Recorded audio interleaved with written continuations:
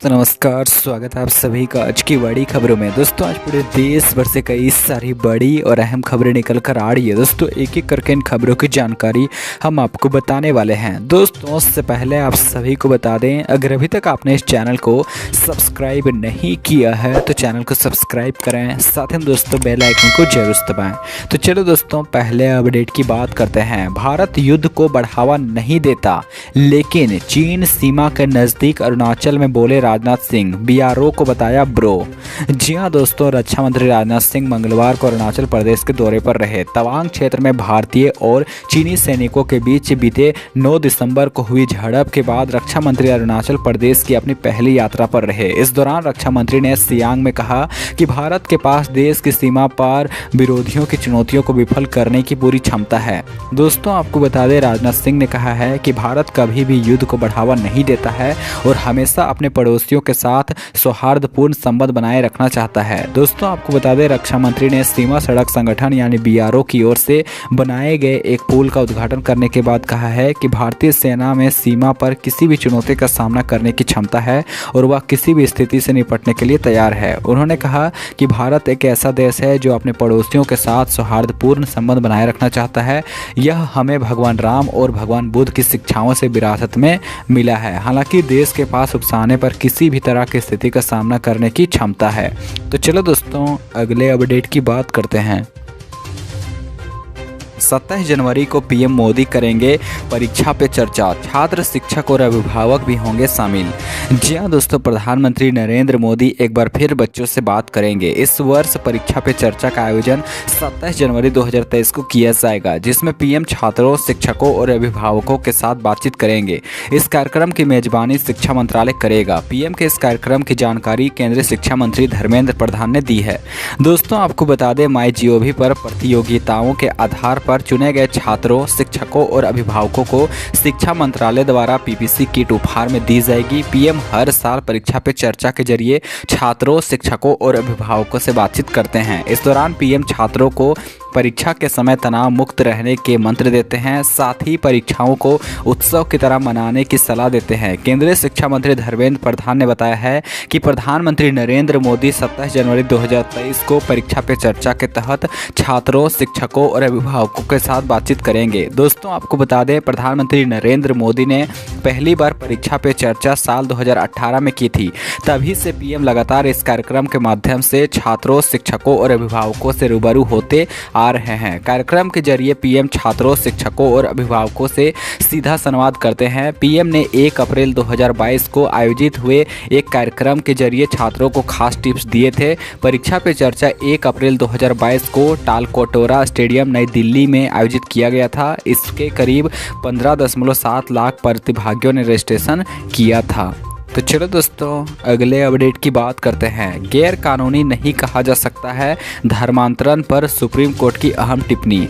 जी हां दोस्तों, supreme court ने मंगलवार को एक मामले पर सुनवाई के लिए सहमति जताने के साथ ही कहा है कि हर प्रकार के धर्मांतरण को गैर कानूनी नहीं कहा जा सकता है। कोर्ट ने मध्य प्रदेश सरकार की एक याचिका पर सुनवाई के लिए सहमति जताई है, जिसमें जिलाधिकारी को सूचित किए बिना शादी करने वाले अंतरधार्मिक जोड़ों पर मुकदमा चलाने से रोकने वाले हाईकोर्ट के आदेश को चुनौती दी गई थी। दोस्तों आपको बता दें, कोर्ट ने कहा है कि हर तरह के धर्मांतरण को अवैध नहीं कहा जा सकता। जस्टिस एमआर शाह और जस्टिस सीटी रवि कुमार की बेंच ने मामले में नोटिस जारी किया और मामले की सुनवाई 7 फरवरी के लिए स्थगित कर दी है। तो चलो दोस्तों अगले अपडेट की बात करते हैं। अगर आपके आधार कार्ड को हो गए हैं 10 साल तो आज ही करा ले अपडेट, जान लीजिए प्रोसेस। जी हाँ दोस्तों, भारतीय यूनिक आइडेंटिफिकेशन अथॉरिटी विशिष्ट पहचान प्राधिकरण यानी कि UIDAI ने लोगों से आग्रह किया है कि उनका कार्ड 10 साल पहले जारी किया गया था तो वे अपने आधार कार्ड डिटेल्स अपडेट करवा लें। हाल ही में सार्वजनिक सलाह में इलेक्ट्रॉनिक्स और IT मंत्रालय ने घोषणा की कि जिन भारतीय निवासियों ने पिछले 10 सालों में अपने आधार कार्ड को अपडेट नहीं किया है, उन्हें सरकारी डेटाबेस में जानकारी की सटीकता जारी रखने के लिए डॉक्यूमेंट्स को अपडेट करना चाहिए। दोस्तों आपको बता दें, लोग माय आधार पोर्टल के जरिए से ऑनलाइन या नज़दीकी आधार सेंटर पर जाकर भी सहायक दस्तावेज जैसे कि पहचान का प्रमाण पत्र और पते का प्रमाण लेकर अपलोड करके अपने आधार डिटेल को अपडेट कर सकते हैं। UIDAI ने एक ट्वीट में कहा है कि कई सरकारी और गैर सरकारी सेवाओं और लाभों का लाभ उठाने के लिए हमेशा अपने आधार में अपने डॉक्यूमेंट्स को अपडेट रखें। तो चलो दोस्तों अगले अपडेट की बात करते हैं। अगले 5 दिन शीतलहर के आसार, घना कोहरा, बर्फीली हवाएं और कड़ाके की सर्दी, हो जाए अलर्ट। जी हाँ दोस्तों, उत्तर भारत के ज़्यादातर राज्यों में इस वक्त कड़ाके की ठंड पड़ रही है। मौसम विभाग की माने तो अभी अगले 5 दिनों तक उत्तर पश्चिमी भारत को कोहरे से राहत मिलने वाली नहीं है। दोस्तों आपको बता दें, मौसम विभाग की ओर से दी गई जानकारी के मुताबिक उत्तर पश्चिमी भारत में अगले 5 दिनों तक घने से बहुत घना कोहरा देखने को मिल सकता है। दोस्तों मौसम विभाग की माने तो हिमाचल प्रदेश, पंजाब, हरियाणा, चंडीगढ़ और उत्तरी राजस्थान के कई इलाकों में शीतलहर का कहर जारी रहने वाला है। इन राज्यों में आने वाले 4 से 5 दिनों तक शीतलहर लोगों की मुश्किलें बढ़ा सकती है। वहीं उत्तर प्रदेश के भी कुछ इलाकों में शीतलहर चल सकती है। तो चलो दोस्तों अगले अपडेट की बात करते हैं। RBI ने बताया कौन है देश का सबसे सुरक्षित बैंक, नहीं डूबेगा आपका पैसा। लिस्ट में एक सरकारी और 2 प्राइवेट बैंकों के नाम। जी हाँ दोस्तों, रिजर्व बैंक ने देश के सबसे सुरक्षित और भरोसेमंद बैंकों के नाम जारी किए हैं।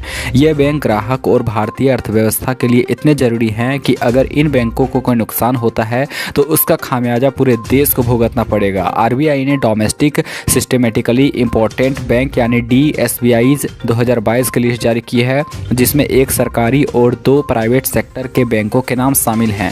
7 साल पहले भी इस तरह की लिस्ट जारी हुई थी। दोस्तों आपको बता दें, साल 2022 की लिस्ट में पिछले साल यानी 2021 में शामिल बैंकों के नाम भी हैं। दोस्तों आपकी जानकारी के लिए बता दें, इन बैंकों में जो नाम सामने आया है उनमें रिजर्व बैंक ने बताया है कि 2022 की इस लिस्ट में देश के सबसे बड़े सरकारी बैंक यानी SBI के अलावा निजी क्षेत्र के HDFC और ICICI बैंक के नाम शामिल हैं। यानी कि दोस्तों ICICI बैंक और HDFC जो प्राइवेट बैंक है, इसमें आपका पैसा बिल्कुल सुरक्षित रहता है। इसके अलावा जो सरकारी बैंक की बात है तो वो है SBI। तो दोस्तों आपका कौन से बैंक में खाता है आप नीचे कमेंट करके बताना बिल्कुल ना भूलें। तो चलो दोस्तों अगले अपडेट की बात करते हैं। अब नहीं भरना होगा भारी भरकम टोल टैक्स, नितिन गडकरी ने किया ऐलान, जारी हो गई नई लिस्ट। जी हाँ दोस्तों, केंद्रीय मंत्री नितिन गडकरी ने टोल टैक्स को लेकर बड़ी जानकारी दी है। अगर आप भी भारी भरकम टोल टैक्स से परेशान हैं तो बता दें कि देश में कई लोगों को टोल टैक्स जो है नहीं देना पड़ेगा। दोस्तों आपको बता दें, इसको लेकर सरकार की तरफ से गाइडलाइन जारी कर बताया गया है।